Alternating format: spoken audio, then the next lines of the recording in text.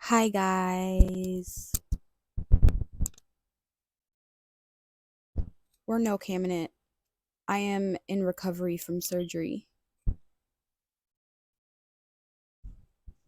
So I look like shit. But books are fun.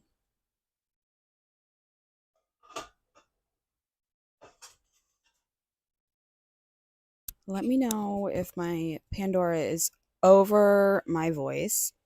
I am using a new mic tonight. Well, for the second time, but still.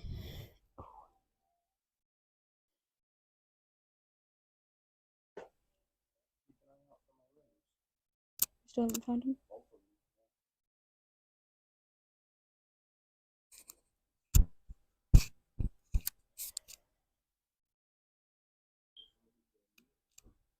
Right before you did what?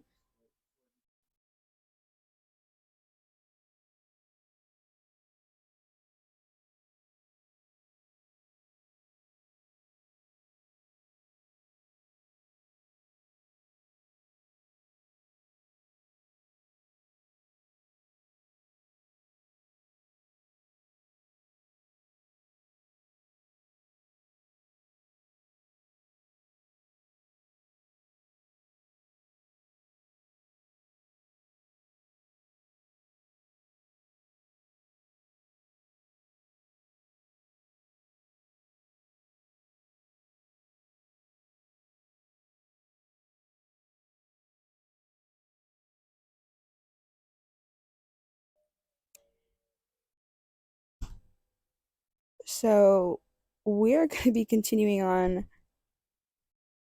with our Blood Mercenaries Origins. The VODs are posted to my YouTube if you guys would like to catch up. And yes, I had surgery. It was nothing major in the fact that it wasn't like an emergency surgery. Um, I had a basically a full hysterectomy done. Um, that I have been fighting to get done for almost 4 years. So, something that I have been waiting for and finally got, needed, and can now kind of move on with my life. So,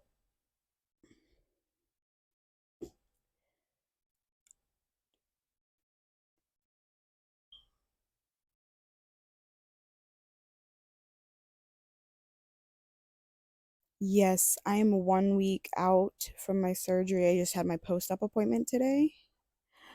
The Joe Blaze has subscribed with Prime. Love you, baby.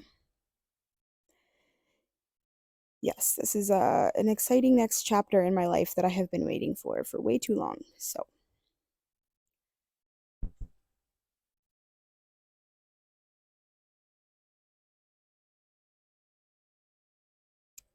okay, let's get started with our chapter 6 here. Yeah, set my mic up here somewhere. There we go.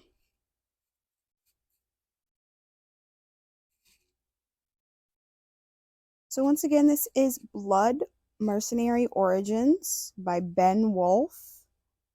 You can find this digital download copy at benwolf.com.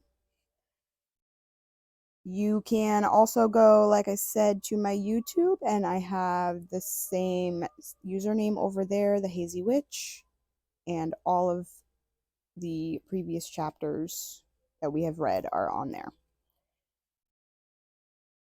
I'm not doing shots tonight. I forgot to turn that off. I'm sorry. I will refund your points. I will refund your shots points. Because I am not taking shots, sir.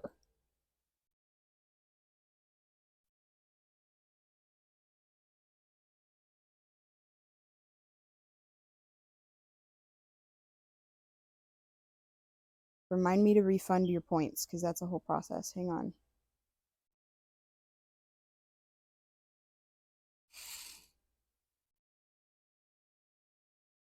How are you just gonna do that to me? You know what that you're rude.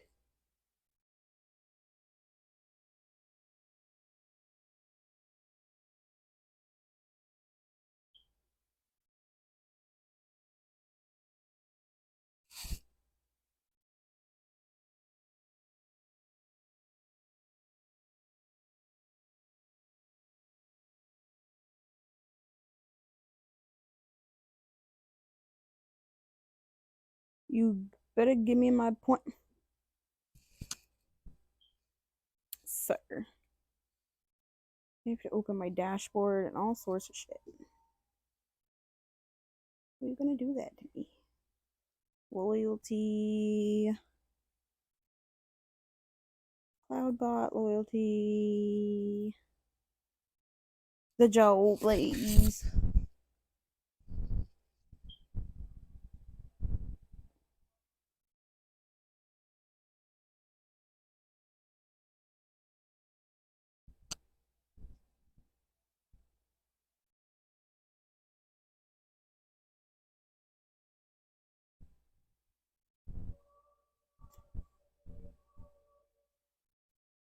Where?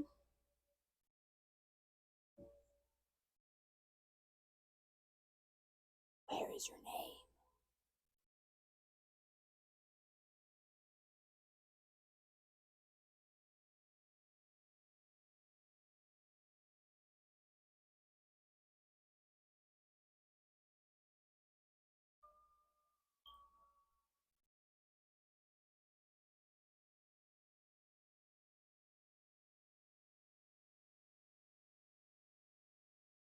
Oh, there we go.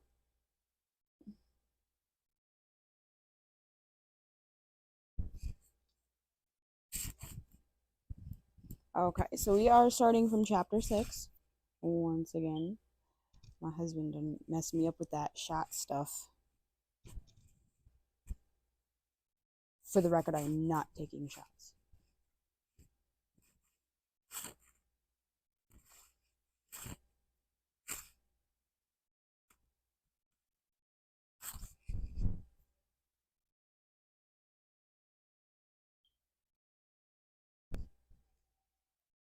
There, give you your points back. You butthole.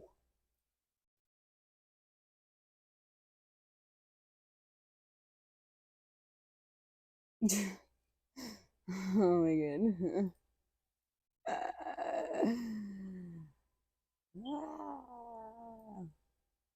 Okay. Here we go, guys. I'm sorry. My husband is messing with me. Chapter 6. A familiar rush of trust, comfort, and security filled Aaron's chest. A fleeting warmth spread throughout his body in waves, not as hot as if he were riding wafer, but more of a presence than he'd felt in weeks. Relief. That was the best word for how he felt. His anxiety melted away the longer he stared at wafer.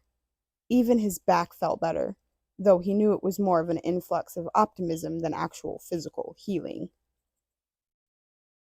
One of the soldiers prodded Wafer with a lance, and Wafer screeched and thrashed against the bars to no avail. Their bond faltered, and Aaron's anxiety returned. He couldn't relax yet. Not when there was an auction yet to be won. The auctioneer announced Wafer in the most generic of terms, stating that he was a common wyvern who had been trained for battle and bonded to a rider whose tenure with the army had come to an end. As such, now he was of no additional use to the army since he refused to cooperate with anyone else. So buyer beware, the auctioneer concluded. All in all, Aaron couldn't have hoped for a better explanation of Wafer's relative uselessness to anyone but him. He hoped it would be enough to dissuade anyone else from purchasing him. The sight of much of the crowd recoiling at Wafer's unveiling, including some of them even leaving, filled Aaron with additional hope. Fewer people around the auction platform meant less buying competition. Probably. The auctioneer started bidding at 300 gold pieces, which was even lower than Aaron had expected. He moved to raise the brass paddle, but Pa blocked his arm. Aaron half glowered, half gawked at him. Wait, let's see how this shakes out, Pa said. It may be a better strategic move to come in late and buy him with an over-the-top price. Aaron squinted at Pa. Trust me, like I said, I've done this once before. Once, Aaron scoffed. And how many times have you done it? Pa fired back. I've been to at least 5 of these. Pa's eyes narrowed at him. Then we're both rookies at best. I've got coin and you've got experience. We can work together. Aaron clenched his teeth, but nodded. Fine. Someone matched the initial bid of 300, and the auctioneer called for 350. Another bidder called it, and the bid rose to 400. They played back and forth for a few hundred more, and the interplay seemed to level out around 750. The auctioneer called for 800, but the other bidder didn't respond. Pa nudged Aaron and nodded. Aaron raised the bronze paddle and Pa called, 1,000. The auctioneer started, then he smiled. Very well. 1,000 to the blacksmith. Do I have 1,100? Aaron searched the crowd for the other bidders, but enough people had lingered that he couldn't spot anyone in particular. 1,100, yes, thank you, the auctioneer called. The bid is at 1,100. Do I hear 1,200? Pa nudged Aaron again, and he raised the paddle as Pa called, 1,500. The auctioneer recognized it and called for more. 1,700, came the response. Do I hear 800, 1,800? The auctioneer inquired. Maybe those big jumps weren't such a good idea after all, Pa muttered.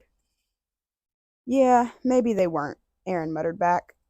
He raised the paddle to signal 1,800 gold pieces. 1,900, came the immediate response. Pa cursed, but he nudged Aaron a third time. Go ahead and take it to the full 2,000. Aaron did. 2,100, called the other bidder. Aaron's hands started shaking. What was going on? It's all right, Mom said. We've got more. We'll put it to use if we have to. Aaron nodded and raised the paddle for 2,200. 3,000, came the counter. Who the hell is bidding against me? Aaron scanned the crowd again, but he still couldn't get a look at the bidder. Callie, Mom, try to keep watch on the crowd. See if you can spot the bidder. They nodded. Aaron called it for 3,100, and a call for 3,500 came back immediately. I see him, Callie pointed. Well, I see where he is. I can't tell who it is. Aaron craned his neck for a look, but he couldn't discern anyone from anyone else around where Callie was pointing. He turned to Pa. If I call 36, we're at our limit. Pa groaned and rubbed the bridge of his nose. Then you better do it. Aaron swallowed and signaled it, and the auctioneer logged it. Do I hear 3,700, sir? The auctioneer extended his hand, palm up, in the same direction Callie had been pointing. He only got silence back. Sir, the bid is to you. Do I have 3,700? Please don't bid any more, Aaron pleaded. Please, please, please.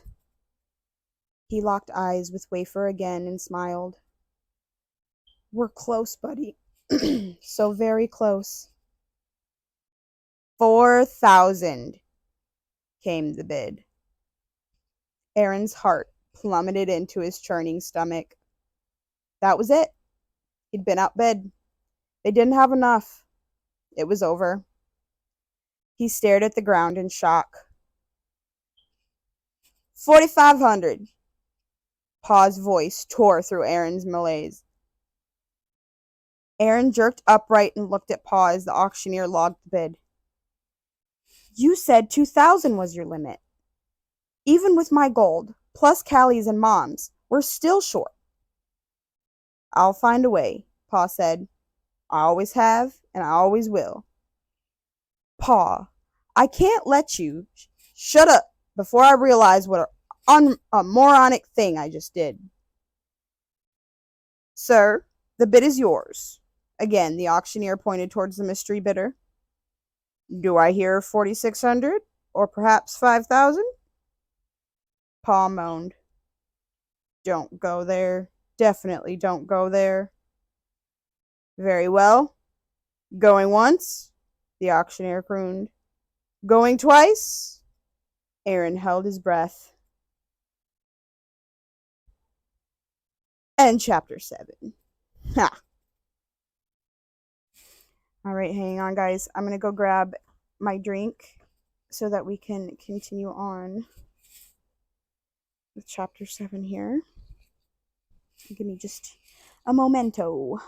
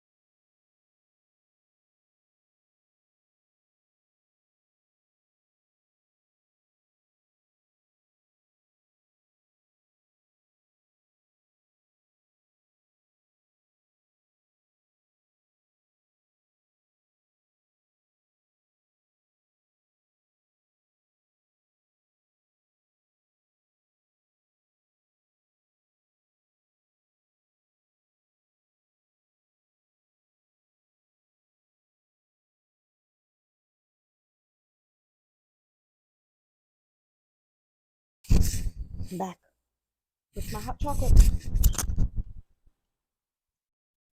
I need to get another box. I'm almost out.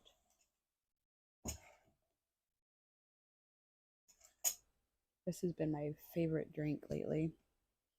Probably because it's getting to be wintertime and cold outside. Who has snow on the ground where they live? Because I do. It's gross. I have mixed feelings about winter actually. I really like the coziness of being inside and nice and warm and Christmas time and all that. But I really do, with a burning passion, ironically, hate the cold.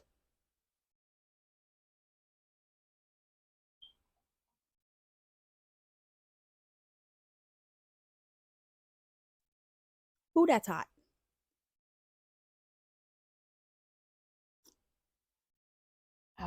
Okay, let's get into chapter 7. See where this bid goes for this wyvern.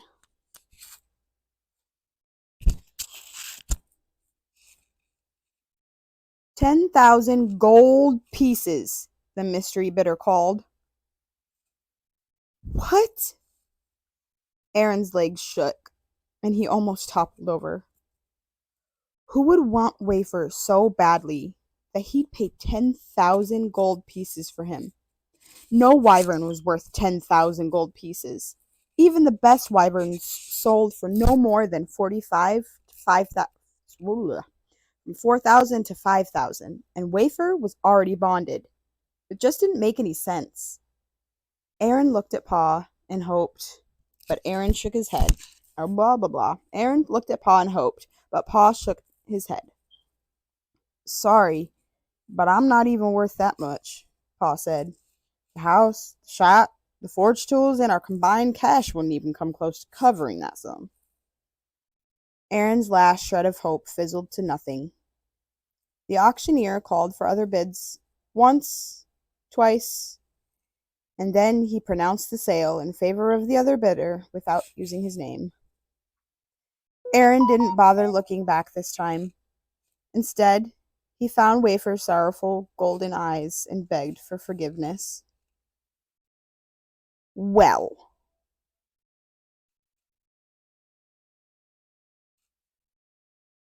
that's sad. I never did see who bought him, Callie said as they walked home. Couldn't pick him out. Just saw a hand go up every other bid, but no face. Aaron processed her words and understood them, but right now, nothing could make him care. It was done. Over. He'd lost Wafer. Again. This time, for good. We're almost home, Ma said. Pa, Aaron will be staying home for the rest of today from work. There's no need to subject him to any more stress right now. Something within Aaron spoke for him. No, Mom. It's all right. I'm fine with working. It might take my mind off of things. Mom hesitated at first, but then she nodded. Well, Pa said, no good reason to stop by home. See you at the shop, Aaron. Yeah, sure. At home, Aaron changed into his grime-stained work clothes, pocketed some coins, and then headed back downstairs. Callie tried to say something to him as he walked out, but he heard Mom say, Leave him be. He needs time. No, Mom. Time isn't what I need. Aaron didn't head toward the shop. Instead, he headed toward the apothecary. I need magic mushrooms. I could use a few of those from the pain. Yeah? Yeah? Sorry, I'm moving my mic to a different place here. Just a second. Okay.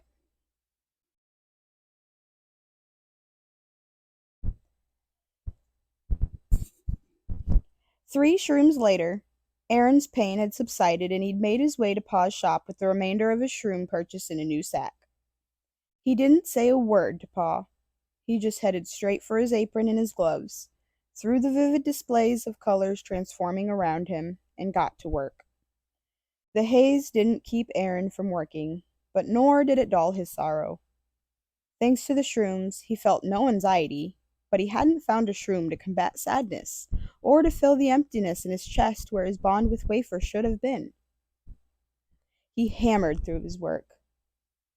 The shroom swirling, colorful effects had just started to wear off when the familiar sound of hoofbeats clopped outside. At that point, he didn't care. He'd already lost everything he'd wanted, so what did it matter if the soldiers recognized him and called him out in front of Pa? The telltale wing beats of a wyvern approached next. The sound broke Aaron's heart anew, but he shook it off and ignored his feelings as best he could. Before long, Commander Brove's urethane accented voice came from the far end of the shop, where Aaron had wanted to hurt him before. Now, he just wanted to be left alone. He hoped Paul and Brove would get out of there quickly. Aaron, Pa called. Aaron lowered his hammer and looked up. Commander Brove stood next to Pa, wearing his telltale gray armor with the silver wyvern wings stamped on his shoulder, and a smirk. That smirk sparked rage anew in Aaron's belly, but the remaining shroom effect subdued it. The commander wants to speak with you, Pa continued. Well, I don't want to speak with him, Aaron said. I'm busy. What's wrong, Leatherwing Ironglade? Brove taunted. Oops, forgive me. It's just Aaron now, isn't it? You don't have a rank since we stripped it from you. The spark reignited in Aaron's gut, and this time he had to fight to staunch it instead of the shrooms doing it for him. I have nothing to say to you. I suppose you didn't explain the real reason why you were discharged, did you? Brove brushed something off of his armored shoulder and smirked again. He told me enough, Pa said. He told you that he took magic mushrooms, endangered his fellow knights on a critical mission, wow. Words are hard. He told you that he took magic mushrooms, endangered his fellow knights on a critical mission, and summarily got discharged? Brove tilted his head and eyed Pa. Aaron stayed silent. Pa glanced between them and nodded. Not in so many words, but I've gathered as much over the last few weeks, yes? Except that's not what happened, Brove chuckled. Would you like to know the real reason? Commander, please, Aaron said. Now Pa remained silent.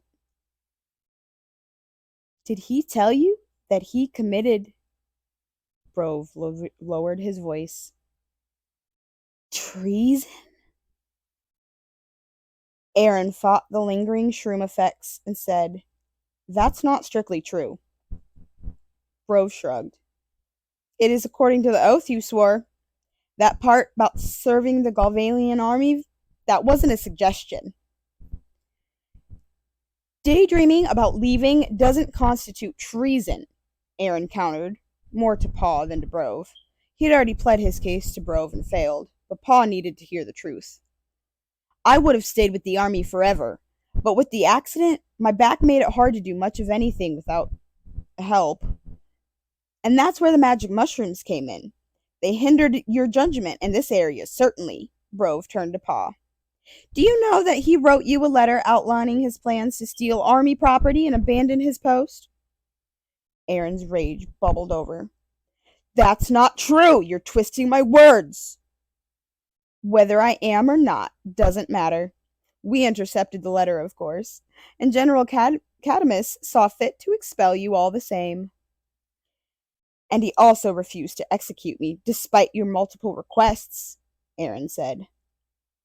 The punishment for treason is death.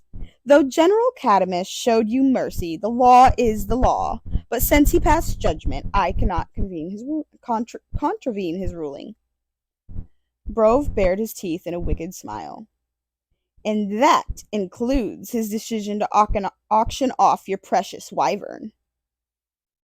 Aaron clenched his fists, but Brove's admission came as little surprise to him. As a general, Cadamus oversaw much of the Galvalian army, including the ranks of wyvern knights. He typically allowed Brove to control the riders' assets and operations, but wyverns without riders weren't a simple matter. Apparently, Cadamus had decided that a wyvern bonded to a rider who was no longer employed in the army was more of a liability than an asset. It still needed to be fed and stabled, and it still would require additional attention and training to get it ready for another rider, if it ever would be.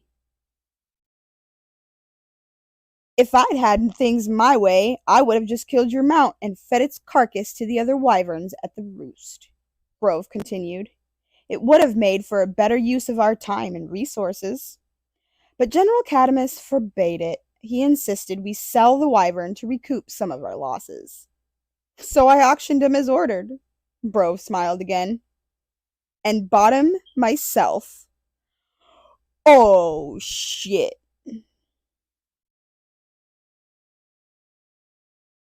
Hmm.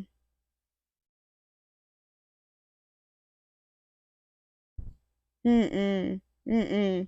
Nope. That's hella that's hella evil, guys. What in the fuck? God damn.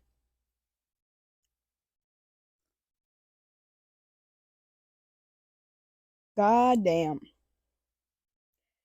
Chapter 8. Aaron's jaw hung open, and he sobered up immediately. Why? Because your discharge was a miscarriage of justice. You should have died for your treason, Brove said. But since I can't bring justice to you, I'm going to bring it to your mount instead. He will return to the roost, Brove continued. He will be killed, and he will be fed to the other wyverns. And you will live the rest of your meager existence knowing every detail of his fate. Get out of my shop, Pa uttered slowly, menacingly. Brove turned toward him. Excuse me?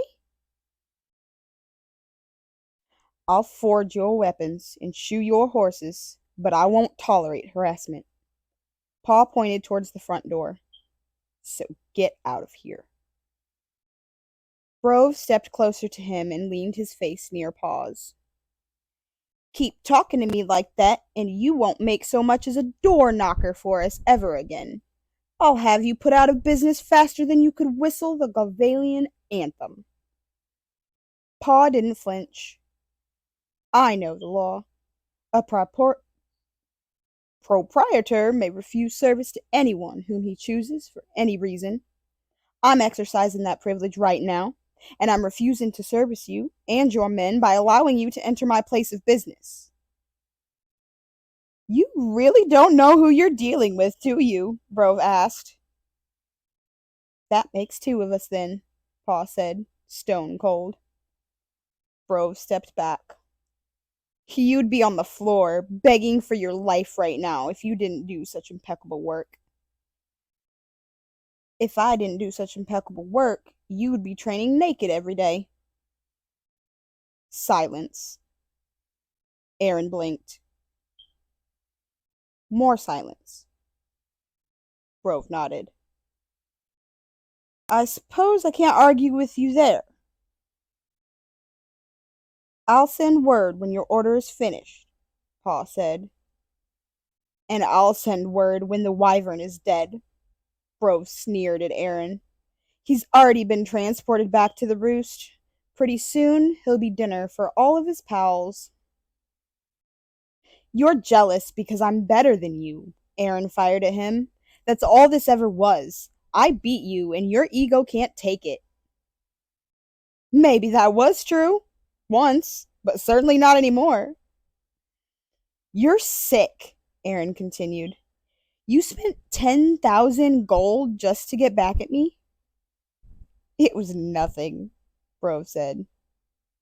My family, back in Eurythia, is quite wealthy. It's how I earned my officer's commission in the army, in fact. And if paying 10,000 gold means that some measure of true justice is served, and if it sets the right example for other treason-minded soldiers, then it is a worthy price to pay. I hate you, Aaron said. I know, Brove grinned, turned, and headed out of the shop with his soldiers following. Fuck this Brove guy, guys. Right? Right?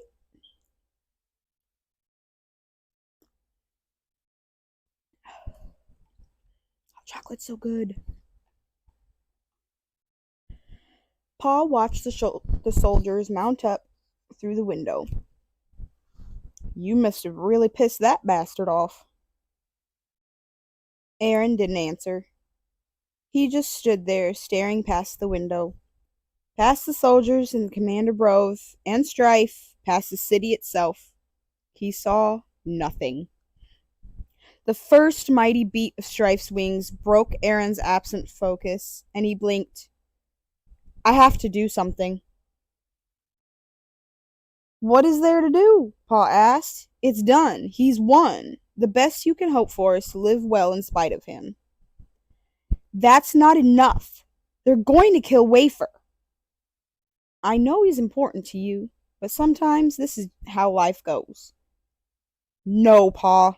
You have no idea what you're talking about. To you, he's just a pet or a horse that flies. But to me, he is literally my best friend. We're linked, bonded. If they kill him, a huge part of me dies as well. Pa shrugged. I don't know what to tell you, but we have work to do. Real work that'll earn us real coin. Aaron sighed. Pa would never understand. But, Pa started. But first, I need to run an errand. Whatever. And you can either mope around all day or you can accomplish something. Pa headed over to his favorite workstation and pulled something small and metal off of a nearby rack. He held it up, a large skeleton key. Before I go, I wanted to make sure you knew to take care of the special key. Aaron blinked. You want me to take care of the key? This key is very important, Pa said. It's a key commissioned in secret by our very own Commander Brove. It can open most of the fortress's external doors, and only ranking officers are allowed to carry keys like this. Aaron tilted his head. Interesting. I'm not really supposed to tell anyone about keys like these, but I'm telling you so you can take care of it while I'm gone. On my errand. Which will take some time to accomplish. What is he doing? It didn't make sense. If Pa had wanted the key safe, he could have taken it with him, or he could have just left it hanging there as another anonymous, innocuous part of the shop. Do you understand? Pa asked. I want you to take care of it while I'm running my errand. Aaron's eyes widened. He nodded. Yes, I understand. Thank you, Pa. Pa gave him a single nod in return. You've ruined a lot of things in your life recently. Don't mess this up too. And with that, Pa turned and left. Aaron rushed over and grabbed the key. Holy shit! His dad has a whole ass key to the fortress. What the fuck? In order for Aaron's hasty plan to work, he'd need to stop by the apothecary again. He hurried inside and pointed to what he needed. How long until these take effect? Aaron asked. The old apothecary rubbed the two long silver hairs sprouting from her chin. Both should be instantaneous. I wouldn't touch the blue one with any part of your skin until you're ready to use it. It's rather potent. Good to know, Aaron nodded. How long do their effects last? Oh, normally about a day each, but they're older mushrooms than what I normally sell, so I wouldn't count on more than 6 hours. She added, I just don't get a lot of folks asking for these. Plenty of time. Will these mix well with the purple striped and the yellow spotted ones? I seem to recall that mixing either of these with anything else is a recipe for disaster, but as I said, I don't sell many of them these days. She gave a soft chuckle. My memory is not what it used to be. Aaron cursed under his breath. I'll make it work. How much? She told him, and he paid the steep price. But what did a few coins matter if they helped him ransom Wafer from his fate? The apothecary donned leather gloves, wrapped the blue magic mushroom in a cloth, and handed it to him, along with another orange and black mushroom, not wrapped. Don't squeeze the blue one. It releases spores that are just as effective. I know. That's why I wanted it. Aaron thanked her, ran out, and headed back towards Pa's shop. When he got there, he found Callie waiting for him.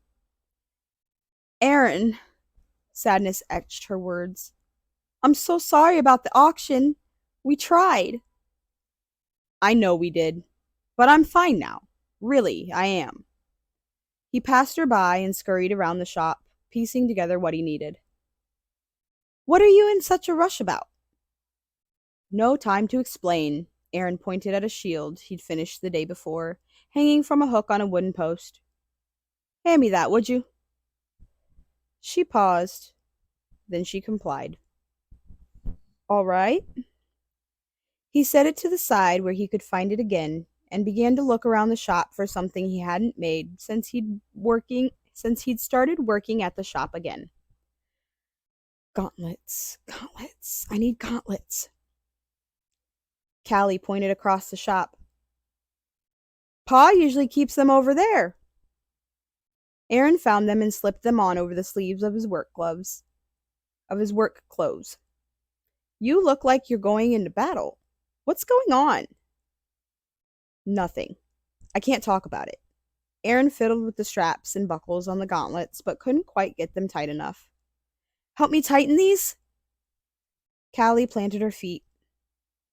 Not unless you tell me what's going on. It's better if you don't know anything. That way, if someone questions you... For the gods' sake, Aaron, you're my brother. I want to help. She lowered her arms to her sides. You're clearly up to no good, so let me help you with it. I'm good at being up to no good. Aaron grunted, but he would move faster if she helped him. He held out his arms towards her. Fine. I'm going to break into the fortress and set Wafer free. What? How? Callie tightened one greave, then the other. Pa made a special key that ranking officers used to get inside. I'm borrowing it. Aaron grabbed a forest green breastplate next. Help me with this? The back isn't painted yet. It's just raw iron. Aaron's sore. Didn't see another one near my size. It'll have to do. Strap me in. She did. Now that you've told me, I'm not so sure I want you to do this.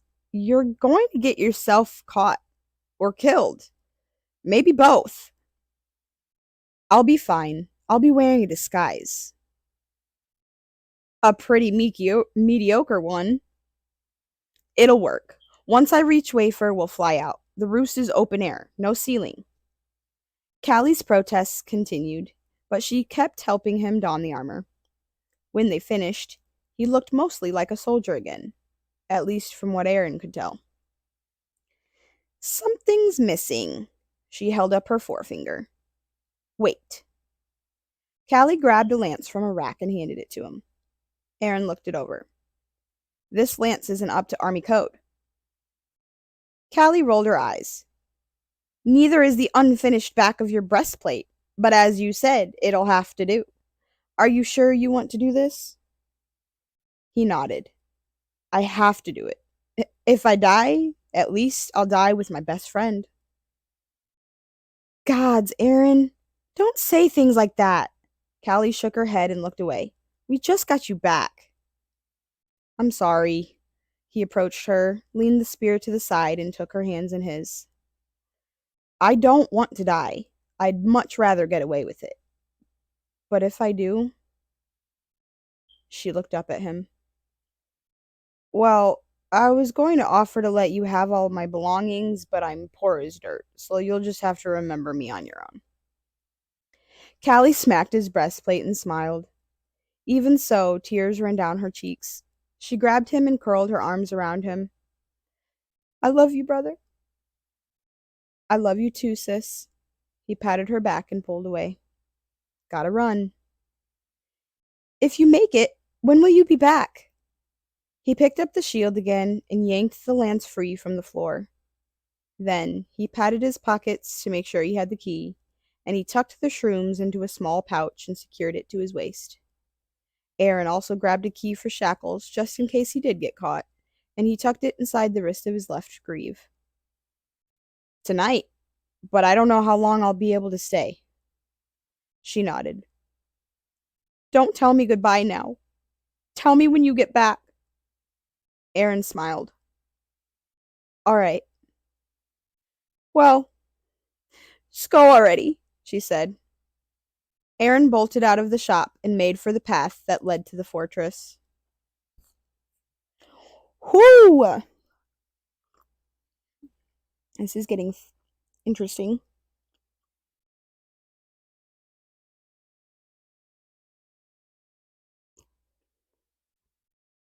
A couple of drinks here. Each successive step racked Aaron's back as he trudged up the path. His anxiety about what he meant to do assaulted his senses and shortened his breath, but he forced it down and moved ahead with the rationalization that not doing this would be far worse. He completed the 2-mile hike to the fortress in about 45 minutes and stopped before the very same bronze doors he'd faced several weeks earlier. Aaron sucked in a long breath to still his nerves. Told you I'd come back. A keyhole in the center of the right side door gaped open at him. He tucked his lance under his armpit, dug out the unwrapped orange and black shroom, and ate it. It tasted a bit like honey, if it had been mixed into a bowl of dirt. He waited a moment and felt nothing. After 5 minutes, he still felt nothing, but it had to be working. Its effects weren't necessarily supposed to be noticeable. Aaron pulled out the skeleton key, looked it over, and gulped. Here we go. He inserted the skeleton key into the lock and turned it with 2 hands. The effort tweaked his back. Nothing else happened. He tried again, twisted it the other way, and this time it turned. A heavy clank sounded, and Aaron pushed the huge bronze door open and stepped inside. He only made it 3 steps into the courtyard.